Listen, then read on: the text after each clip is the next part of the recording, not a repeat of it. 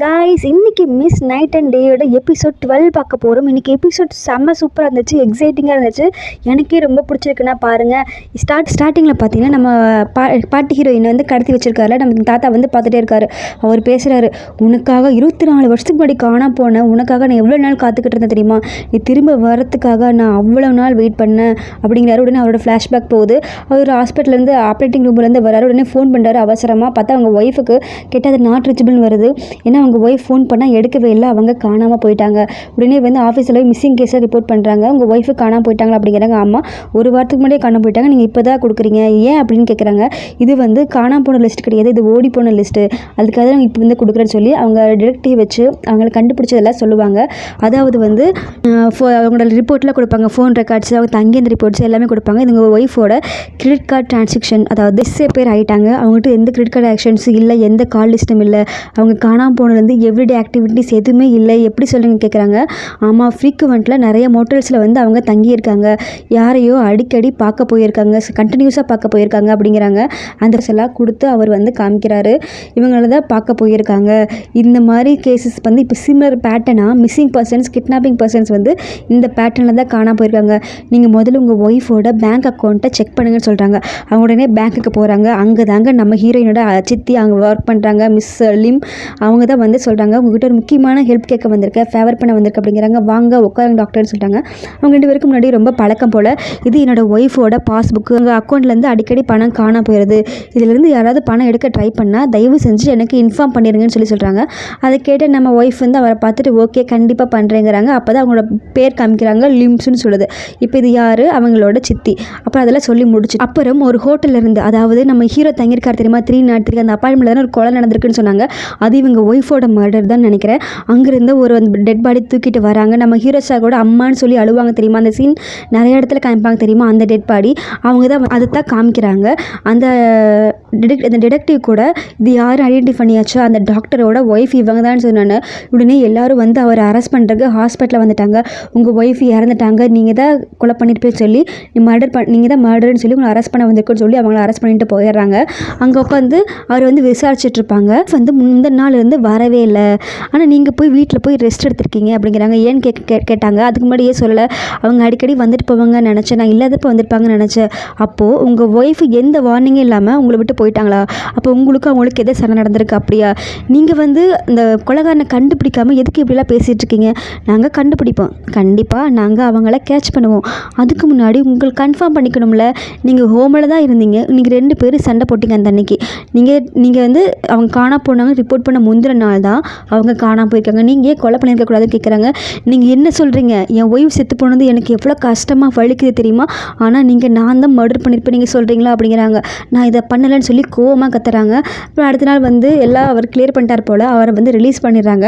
அப்போ அவங்க ஃபோன் எடுத்து பார்த்தா 3 மிஸ் கால் அவங்க அந்த லிம்சன் கிட்டேருந்து வந்திருக்கு. இவங்க திரும்ப ஃபோன் பண்ணி கேட்குறாங்க. அவங்க வந்து பார்த்தா அவங்க நாட் ரீச்சபிள் வருது மொபைல் நம்பர்.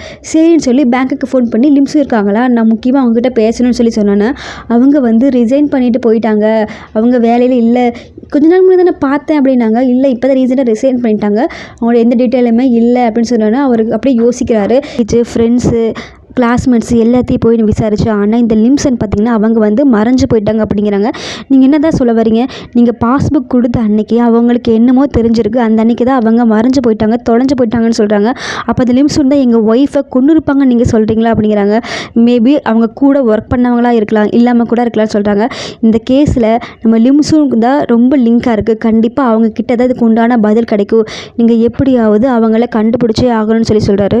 தொலைஞ்சு போய் மறைஞ்சிறத கண்டிப்பாக கண்டுபிடிக்கிறது ரொம்ப கஷ்டம், எவ்வளவு காசானாலும் எவ்வளவு நாளானாலும் நான் கண்டிப்பாக அவங்கள கண்டுபிடிச்சி இதுக்குண்டான பதில் நான் வாங்கியே தீர்வுன்னு சொல்லி சொல்கிறாங்க இவங்க.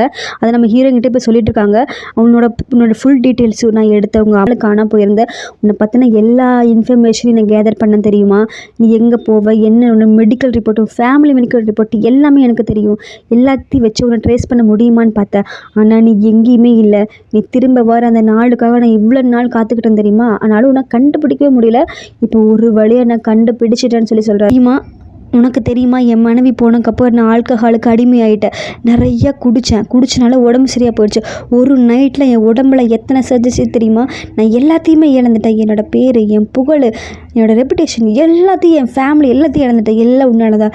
இப்போ நீ எனக்கு பதில் சொல்லியே தெரிஞ்சு சொல்லி எல்லாத்தையும் பிடிச்சி ஃபுல் அண்ட் ஃபுல்லில் கீழே தள்ளி அவங்க வாயில் இருக்க பிளாஸ்திரி கொண்டு கழட்டுறாங்க. இப்போ சொல்லு என் ஒய்ஃப் என்னன்னா என் ஒய்ஃபு. ஐயோ நீ நினைக்கிற ஆள் நான் கிடையாது, இதை நான் கிடையவே கிடையாது, தயவுசெய்து நான் சொல்கிறத நம்புங்க, நீ நினைக்கிற பர்சன், நீ நினச்சி பேசிகிட்டு இருக்க பர்சன் நான் கிடையாதுங்கிறாங்க. உடனே இவரை என் ஒய்ஃப் எப்படி செத்தா, ஏன் செத்தா, யார் அவளை கொண்டாங்க, நீ சொல்லி தான் ஆகணுங்கிறாங்க. ஐயோ நீங்கள் நினைக்கிற அந்த லிம்ஸு நான் கிடையாது, நீ அவளோட அடையாளத்தை திருடணும்னு எனக்கு தெரியும், ஆனால் அவளை பற்றி கண்டிப்பாக உனக்கு தெரிஞ்சிருக்க சான்ஸ் இருக்குது. அவளோட அடையாளத்தை திருடி தானே நீ ப்ராசிக்யூட்டர் ஆஃபீஸில் வேலை செஞ்ச அப்படின்னு சொல்லிட்டு இன்னொரு ஃப்ளாஷ்பேக் காமிக்கிறாங்க. அதாவது இவங்க வேலைக்கு வந்த உடனே அவர் திரும்ப நான் லிம்ஸ் ஒன்று கண்டுபிடிச்சிட்டேன்னு சொல்கிறாரு. இவருக்கு ஆச்சரியமாக அதிசயமாக இருக்குது. உடனே போய் பார்த்தா அந்த ஃபோட்டோஸ் எல்லாம் கொடுத்து இவங்க தான் லிம்ஸு அடையாளம் காண முடியும்னு சொல்லி டிடெக்டிவ் கேட்குறாரு. இல்லை ரொம்ப நாள் ஆயிடுச்சு, என்னால் இவங்க தானே கண்டுபிடிக்க முடியல அப்படின்னு சொல்கிறாங்க. இப்போ என்ன பண்ண போகிறீங்கன்னு சொல்லி அந்த டிடெக்டிவ் கேட்குறாரு. கண்டிப்பாக நான் ஏதாவது பண்ணுவேன், அவளை என்கிட்ட நான் வர வைப்பேன் அப்படின்னு சொல்கிறாரு. அப்டோஸ் எல்லாம் கொடுத்து ஒரு பெரிய ஆளை பார்க்குறாங்க. அதாவது இந்த உமன் உங்கள் ஹாஸ்பிட்டலுக்கு நான் வர வைக்கணும் அப்படிங்கிறாங்க. ஆமாம், அப்போ அவங்க ஃபேஸில் கொஞ்சம் கிராசஸ் இருந்தால் போதும் அப்படிங்கிறாங்க. ரொம்ப பேடாக ஹெட் பண்ணாதீங்க, ஒரு சின்ன பீஸ் இருந்தால் போதும், உங்களால் பண்ண முடியுமா? கண்டிப்பாக முடியும், இது கொஞ்சம் ஸ்மூத்தாக முடிஞ்சுன்னா அந்த ஃபென்டல் ட்ரீட்மெண்ட் எந்த இஷ்யூ வராமல் நீங்கள் தான் பார்த்துக்கணும்னு சொல்கிறாங்க. அவரும் சரி சொல்கிறாரு. அப்போ தான் அந்த ஆக்சிடென்ட் அடிக்கிற சீன் காமிக்கிறாங்க. மக்கா இது நம்ம குட்டி ஹீரோக்கு போட்ட வலை இல்லைங்க, நம்ம பாட்டிக்கு போட்ட வலை. அத்தி அவங்களே காப்பாற்றியிருக்காங்க. இப்போ தான் தெரியுது பார்த்தீங்களா எவ்வளோ ட்விஸ்ட்டுன்னு இந்த நாடகத்தில். அவங்க அடித்ததை அந்த பேப்பரில் பார்க்குறாங்க. அதுலேயே அவங்களுக்கு டென்ஷன் ஆயிடுச்சு. அடுத்து என்ன பண்ணான்னு யோசிச்சு தான் அந்த ஆஃபீஸில் இருக்கிற அந்த ஹெட்டை சூஸ் பண்ணி அங்கே வேலைக்கு போய் சேர்ந்துருக்காரு. இது எல்லாத்தையும் அவர் சொன்னோன்னே நம்ம ஹீரோயினுக்கு அப்படியே ஷாக் ஆகிடுச்சு. அவங்களுக்கு ஹீரோயின் அழுதுகிட்டே சொல்கிறாங்க, ஆமாம் நான் உங்களோட அடையாளத்தை திருடிட்டேன், இத்தனை நாள் இத்தனை வருஷமாக எந்த அமைதியாகவும் சீக்ரெட்டாகவும் தான் வாழ்ந்துக்கிட்டு இருந்தேன். ஆனால் நீங்கள் சொல்கிற ஆள் எனக்கு எந்த ஐடியாவும் இல்லை, நீ திரும்ப திரும்ப மறுத்து பேசுகிறியான்னு கேட்குறாங்க. ஐயோ நான் சொல்கிறத கேளுங்க, சத்தியமாக நான் சொல்கிறேன், நான் கிடையாதுங்கிறாங்க. இது இவ்வளோ சீக்கிரம் நீ அவ்வளோ சீக்கிரமாக நீ ஒத்துக்க மாட்டேன்னு எனக்கு தெரியும், இப்போ பாருன்னு சொல்லி அந்த ஒரு மருந்து எடுக்கிறாரு. உன் மூளையை நான் மழுங்கு வச்சாவது நான் பேச வைக்க முடியும் பாருங்கிறாங்க. ஐயோ நான் இல்லைன்னு யோசிக்கிறப்ப நம்ம இங்கே எவ்வளவு நாள் ஆச்சு, ஒரு 4 மணிக்கு வந்திருப்போம், இருட்ட ஆரம்பிச்சிருச்சு, இன்னும் கொஞ்ச நேரத்தில் நம்ம மாறிடுவோம், எப்படியே நம்ப வைக்கலான்னு சொல்லி அவர் ஊசி ஏற்ற வரப்போ ஐயோ நான் சொல்கிறத கேளுங்க, ஒரு சான்ஸ் கொடுங்க ப்ளீஸ், நான் சொல்கிறத கேளுங்கன்னு சொல்லி கத்தி கதறாங்க. அப்படி ஊசி போட வராரு. வெயிட் செகண்ட், கொஞ்ச நேரம் வெயிட் பண்ணுங்க, நான் ப்ரூவ் பண்ணுறேன், நீங்கள் நினைக்கிற லிம்ஸும் இல்லை, நான் ப்ரூவ் பண்ணுறேன், ப்ளீஸ் எனக்கு ஒரே ஒரு சான்ஸ் கொடுங்க, கடைசி சான்ஸ் கொடுங்க ப்ளீஸ், நான் லிம்ஸுன்னு கிடையாது, உங்களுக்கு சீக்கிரம் ப்ரூவ் பண்ணுறேன், நான் யாருன்னு நீங்களே உங்கள் கண்ணால் பார்ப்பீங்க, எனக்கு ஒரே ஒரு சான்ஸ் கொடுங்க ப்ளீஸ் அப்படின்னு சொல்லி அவங்க கெஞ்சுறாங்க. அடுத்த சீன் பார்த்தீங்கன்னா நம்ம ஹீரோ சார் ஓடி வராரு. நம்ம ஹீரோயின் எங்கே காணோன்னு சொல்லி தேடிட்டு வரப்பதான் நம்ம ஹீரோ ஓடி வராரு. ஹாஸ்பிட்டலில் ஃபுல்லாக தேடிட்டு இருக்காரு. அப்போ நம்ம அசிஸ்டன்ட் சார் வராரு. நீங்கள் இங்கேன்னு கேட்டாங்க. முக்கியமான ஒருத்தவங்க தேடிட்டு இருக்க, யார் லிம்ஸுனான்னு கேட்குறாங்க. அவங்களுக்கு என்னாச்சு, இல்லை வேலை செஞ்சுட்டு இருந்தப்போ திடீர்னு காணாமல் போயிட்டாங்க அப்படிங்கிறாங்க. அதெல்லாம் உன்னை கூப்பிடுவாங்க, நான் இன்னொரு ஆளுக்காக நான் வந்திருக்கேன், எமர்ஜென்சி நான் போயே ஆகணும்னு சொல்லி அவங்ககிட்ட சொல்லிட்டு அப்படியே ஓடுறாங்க. இப்போ ஓடி பாதியில் பார்க்குறப்ப தான் அவங்களோட திங்ஸ், நம்ம லிம்ஸுனோட திங்ஸ் கிடைக்குது. அங்கே பார்த்தா அந்த ஸ்ட்ரக்சரில் கூட்டிகிட்டு போயிட்டு இருந்தப்போ அந்த பொருள் கீழே விழுந்திருக்கும். அதை எடுத்து பார்ப்பாங்க. இது இவர் தான் சேஃப்டி திங்ஸை நம்ம ஹீரோயின் கிட்ட கொடுத்தது. அதை பார்த்துட்டு கண்டிப்பாக அவங்க இங்கே தான் இருப்பாங்கன்னு சொல்லி ஞாபகம் வருது. வேகமாக ஓடுறாங்க அந்த இடத்துல. அப்போ தான் அந்த சீக்ரெட் பேஸ்க்குள்ளே அங்கே போகிறது ஞாபகம் வருது அவங்களுக்கு. அந்த மேப்பில் பார்த்து அந்த சீக்ரெட் பேஸ்மெண்ட் ஏரியா இருக்குது தெரியுமா, அங்கே போனது ஞாபகம் வருது இவருக்கு. உடனே அந்த லிஃப்ட்லேருந்து கீழே இறங்கி அந்த ரூமுக்கு ஒரு வழியாக போயிடுறாரு. ஒரு வழியாக அந்த ரூமுக்கு போய் அந்த ரூமை தட்டி அங்கேருந்து ஓப்பன் பண்ண ட்ரை பண்ணுறாரு. கடைசியில் பார்த்தா அவர் ஊசி குத்த போகிற சமயத்தில் இவர் சவுண்டு கேட்டுருது. நம்ம ஹீரோவும் உள்ளே வந்துடுறாரு. இவர் எல்லாத்தையும் தள்ளி விட்டு அவங்களுக்குள்ள பெரிய சண்டை நடக்குது. அவர் கூட கீழே தள்ளி விட்டு மண்டையாக குத்துறாரு. பார்த்தா டைம் போயிட்டே இருக்குது. இவர் உள்ளே அவர் கீழே உழுகுற அந்த டைம் பார்த்தீங்கன்னா நம்ம பாட்டி ஹீரோயினாக மாறிட்டாங்க. இவர் நிமிர்ந்து பார்க்குறப்ப அங்கே இருக்குது நம்ம ஹீரோயின் பாட்டி போயிட்டாங்க. ஆனால் அவங்கள பார்க்கவே கிடையாது. இவர் அடிக்கிறாரு. இவர் திரும்ப போய் அவர் தடுத்து அவரை அடிக்க ட்ரை பண்ணுறப்போ நான் அவரை கீழே மயக்கம் மட்டும் விழுந்துட்டான்னு சொல்லி நம்ம ஹீரோ நம்ம ஹீரோகிட்ட போய் கட் அவுக்க பண்ணுறாங்க. கவலைப்படாத நான் வந்துட்டேன்னு சொல்கிறாங்க. நம்ம தாத்தா என்ன பண்ணார், உடனே ஒரு கண்ணாடி எடுத்து 2 பேர் அவரை அடிக்க போகக்குள்ள நம்ம ஹீரோ முதுகில் போய் பட்டுருது. திரும்பி அவரை தள்ளி விட்டு அடிக்க போகிறப்ப மூஞ்சிலே குத்த போகிறாரு. நம்ம ஹீரோயின் ஐயோ வேண்டாம் ப்ளீஸ், இதை நீங்கள் செய்யாதீங்க, தயவு செஞ்சு வேண்டாம்னு கத்தி கதறாங்க. அவர் திரும்பி பார்க்குறப்ப அவர் அப்படியே மயக்கம் போட்டு ஒன்றுத்துக்கு முடியாமல் கிடக்குறாரு. இவங்க உடனே அப்படியே விட்டு நம்ம ஹீரோயின் கட்ட அவுக்குறாங்க. கட்டதுன்னு அவங்க பயந்துட்டு அவங்களை அப்படியே கட்டி பிடிச்சிக்கிறாங்க. பிடிச்சி அழுகிறாங்க. நம்ம ஹீரோவுக்கு திடீர்னு என்ன பண்ணன்னு தெரியல. அப்புறம் ஒரு வாரம் முந்துக்கு அப்படியே தடை விட்டு நான் தான் வந்துட்டேன்ல, கவலைப்படாத நான் தான் வந்துட்டேன்னு சொல்லி சமாதானப்படுத்துகிறாங்க. அப்போ நம்ம அசிஸ்டன்ட் சார் வந்துட்டார். ஓ இங்கே என்ன நடக்குது அப்படின்னு சொல்லிட்டு உடனே ஆம்புலன்ஸுக்கு கால் பண்ணி இங்கே எல்லோரும் அடிபட்டு கிடக்குறாங்க, கூப்பிட்றாங்க, சீக்கிரம் வாங்கன்னு சொல்லி சொன்னோன்னே ஆம்புலன்ஸ்லாம் வந்துடுது. 2 பேரையும் ஆம்புலன்ஸில் ஏற்றிடுறாங்க. நம்ம ஹீரோயின் வந்து அந்த ஸ்ட்ரக்சரில் படுத்திருக்காங்க. நம்ம ஹீரோ பக்கத்துலேயே உட்காந்துருக்காங்க. அப்படியே மயக்கத்திலேயே இருக்காங்க. ஒரு கையை பிடிச்சிட்டு நான் இங்கே தான் இருக்கேன், கவலைப்படாத சொன்னோன்னே ப்ளீஸ் எங்கள் பேரண்ட்ஸ் கிட்ட சொல்லாதீங்கன்னு சொல்கிறாங்க. சரி சொல்லலை, நான் இங்கே தான் இருக்கேன் அப்படின்னு சொல்லி அவங்களுக்கு சமாதானப்படுத்திட்டு இருக்காங்க. அசிஸ்டன்ட் சாரை காமிக்கிறாரு. அவர் தான் வந்து இந்த கில்லர் தாத்தாவை விசாரிக்க போகிறாரு. கில்லர் தாத்தாலே நமக்கு தெரிஞ்சு நம்ம கில்லர் தாத்தான்னு சொல்ல வேண்டாம், கன்னடி தாத்தானே நம்ம சொல்லலாம். நீங்கள் சொல்லுங்கள், இந்த எல்லா ஐஸ் உங்களை பார்த்துட்ருக்கு, நீங்கள் எதுக்காக ப்ராசிக்யூட்டர் ஆஃபீஸ்க்கு நீங்கள் வந்தீங்க, தயவுசெய்து நீங்கள் சொல்லி எங்கள் கூட கோஆப்ரேட் பண்ணணும்னு சொல்லி சொல்கிறாங்க. அதுக்கப்புறம் இந்த ஃபோட்டோஸ் எல்லாம் காமிக்கிறாங்க. இந்த ஃபோட்டோஸ் நீங்கள் உங்கள் விக்டம் ஹவுஸில் நாங்கள் எடுத்தது, இதே வந்து உங்கள் சிசிடிவி மூலமாக உங்கள் ஹாஸ்பிட்டல் பக்கத்தில் எடுத்த ஃபோட்டோஸ். நீங்கள் சொல்லுங்கள், அப்போது நீங்கள் லிம்ஜூனை கடத்திற்காக யாரையோ வாட்ச் பண்ண ஹையர் பண்ணியிருக்கீங்க சரியா அப்படிங்கிறாங்க. அந்த பேரை கொட்டான இந்த தாத்தா வந்து யார் அப்படின்னு கேட்குறாங்க. லிம்ஜூன் மறந்துட்டிங்களா, நீங்கள் அவங்கள தானே கடத்துனீங்க, அதுக்குள்ளே மறந்து போயிட்டீங்கன்னு கேட்குறாங்க. உடனே தாத்தா யோசிக்கிறாரு. நம்ம ஹீரோவையும் ஹீரோயினையும் காமிக்கிறாங்க. அவங்க 2 பேரும் ஹாஸ்பிட்டலில் இருக்காங்க. நம்ம ஹீரோ வந்து அவங்க பக்கத்தில் உட்காந்துட்டு அவங்க மயக்கத்தில் இருக்காங்க. அப்படியே அவங்களையே பார்த்துட்ருக்காங்க. அப்புறம் கொஞ்சம் கொஞ்சமாக அவங்களுக்கு மயக்கம் வருது, மயங்க தெரியுது. நம்ம ஹீரோ சார் வந்து அவங்கள பார்க்குறாரு. நீங்கள் ஓகேவான்னு சொல்லி பேர் சொல்லியில் கூப்பிட்டு கேட்குறாரு. நான் ஓகே தான், எனக்கு எந்த பிரச்சனையும் இல்லைன்னு சொல்லிட்டு திரும்பி பார்க்குறப்போ நம்ம ஹீரோவோட கண்ணில் வந்து கன்னத்தில் ஒரு காயம் இருக்குது. உங்களுக்கு ஹேட் ஆகுதா, வலிக்குதான்னு சொல்லி கேட்குறாங்க. இல்லை, ஒரு சின்ன ஸ்க்ராட்ச் தான், எனக்கு எந்த பிரச்சனையும் இல்லைன்னு நம்ம ஹீரோ சொல்கிறாரு. இவங்க உடனே கன்னத்தில் கை வச்சு அப்படியே தடவுங்கிறாங்க. நம்ம ஹீரோ வந்து புதுசாக பார்க்குறாங்க. அவங்கள போய் ட்ரீட்மெண்ட் பாருங்கள் அப்படிங்கிறாங்க. அது ஒன்றும் பிரச்சனை இல்லை, நீ ஒன்று போட்டு வரி பண்ணிக்காத அப்படிங்கிறாங்க. இது ரொம்ப ஹர்ட்டாக இருக்குமேன்னு சொல்லிட்டு திரும்ப கண்ணத்தை தடவிட்டே இருக்காங்க. ஹீரோ வந்து கையை பிடிச்சிட்டு அவங்களையே பார்த்துட்ருக்காங்க. ரொம்ப வலிக்குதான்னு சொல்லிலாம் கேட்குறாங்க. நம்ம ஹீரோக்கு அப்படியே டச்சிங் ஆகிடுது. அப்போ 2 பேரும் காமிக்கிறாங்க. யார் அசிஸ்டன்ட் சார் ஹீரோ சார் பேசிகிட்டு இருக்காங்க. என்ன தான் நடக்குதுங்க, நீங்கள் கிட்ட ஏதாவது மறைக்கிறீங்களான்னு கேட்குறாங்க. அப்போ நம்ம ஹீரோ வந்து அவர் கடத்தின ஞாபகம் இல்லை, இந்த பொண்ணு யாருன்னு சொல்லி கேட்குறாங்க. அவர் வந்து எல்லாத்தையுமே மறந்துட்டார், விக்டம் யாருங்கிறதே மறந்துட்டார் அப்படிங்கிறாங்க.